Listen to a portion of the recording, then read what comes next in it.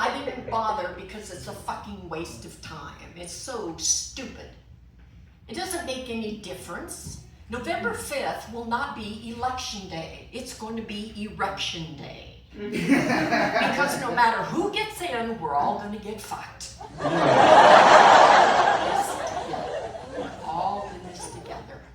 It's so stupid. Sometimes I just let my mind wander and think about stupid things like, why is it that born-agains do not believe in reincarnation? Why is there an expiration date on sour cream? If a hooker lowered her rates, would that be wholesale? I don't know. Is a crack dealer actually a pimp? If two old men put their heads together, would they be making an ass of themselves? I have a lot of problems right now. I'm in the middle of a divorce. Oh, what a surprise. No, it wasn't a surprise at all. I knew that he was having an affair because he'd started brushing his teeth. And he gave me a birthday card that said goodbye and good luck. One day I came home from work early and caught him wearing my lingerie, and he's a big, heavy, fat guy. What the hell are you doing? What are you doing in my lingerie? You're ruining it. You're stretching it all out of shape. And it was expensive stuff. It was from the Caitlyn Jenner collection. I told him, take my clothes off. And he says, okay. And I said, not my clothes that I'm wearing, my clothes that you're wearing. You big overgrown lard-ass carcass. What the hell are you doing? I don't know. But going through a divorce, I started thinking about an ex-boyfriend that I had in high school. The love of my life. He was perfect.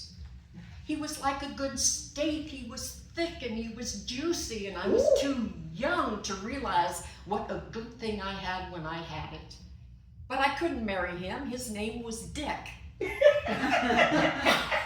Who names their son Dick? If I met someone today that says, I have a new baby boy, I love him so much, I'm going to name him Dick. Why? Don't you like him? I just couldn't marry him. I refused to drive around for the rest of my life with a bumper sticker that says, I love Dick. I don't know. Here's something else that's stupid. Prostitution, and the government outlaws prostitution. The oldest profession in the world. And then they bitch because the unemployment rate is so high. Well, what the hell did you think was going to happen? Personally, I don't see anything wrong with prostitution. It solves a need. It solves a lot of desires. Women make money at it. So do men sometimes. But you know what? Prostitution, ladies, don't get mad if your husband is visiting a prostitute. Don't get mad at him. Don't be mean to him. It's not his fault. It's yours. Okay? You give him what he wants and needs at home, and he'll stay away from the hookers. And you put some feeling into it. Put your heart into it. Get down on your goddamn knees. Open your mouth. You have a mouth and a tongue and lips. Use them. And when you're down on your knees and you're going to take that zipper down, don't use your hands. Use your teeth. Woo!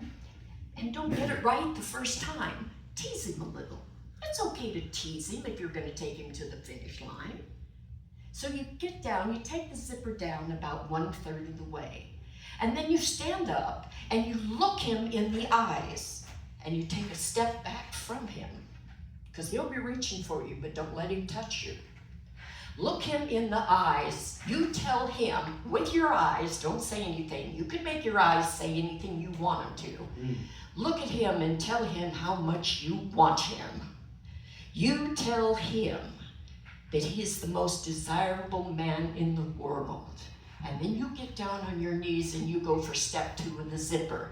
Push yourself away, look up at him with this pleading light in your eyes, and then move in for the kill. Now, when you are finished with him for the night, get up, bite his shoulder, bite his neck, Let him know who was in charge here tonight.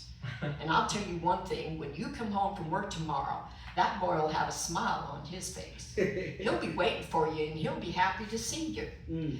One word of caution though, ladies, if you did your part right, you might not be walking too well, but he'll get over it. They always do. Oh, I've got myself all worked up, so I've got to change the subject here. I started thinking I need a new religion. I'm getting older, I'm headed for the finish line myself, but so I went to a lot of different churches and I settled on the Baptist. I could really relate to them. I'm sitting in the church and the preacher gets up and he says, we're going to clean up this town. We're going to take all the alcohol and we're going to throw it into the river. And then we're going to wind up all the dope. And we're going to throw the dope into the river. And then we're going to get all the smut, all the filth, all of the pornography and throw that into the river. And then the choir got up and sang, shall we gather by the river? That was the church for me. That was the church for me. And don't leave without me. Wait for me. I want to go swimming. Thank you. I'm Jere Evans.